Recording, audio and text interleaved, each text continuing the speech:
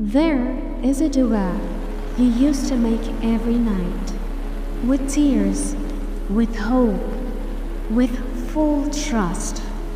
But now, you stopped. Why? Assalamu alaikum. This is Maria, and you're listening to the Tawakkul Path, a place where hearts don't just feel, they return to Allah. You once begged Allah for something.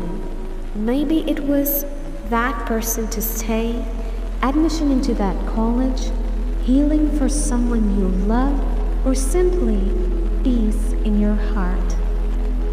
You raised your hands, you cried in sujood, you said, Ya Allah, please, just this once. But time passed, nothing changed, and slowly your duas became shorter. Your tears stopped, and eventually you stopped asking.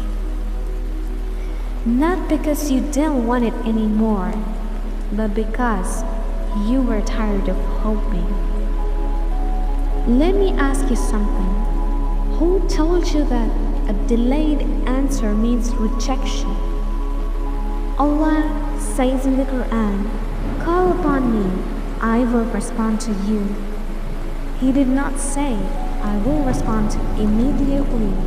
He did not say, "I will respond the way you expect."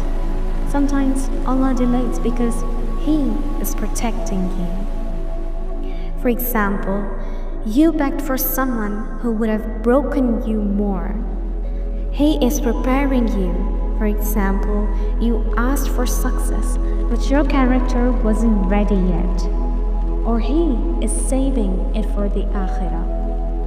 And one dua in the Akhirah is worth more than this entire dunya.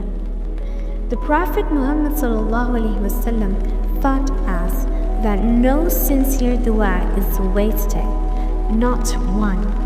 So the dua you stopped making is still written. It is still recorded. It is still known by Allah subhanahu wa ta'ala.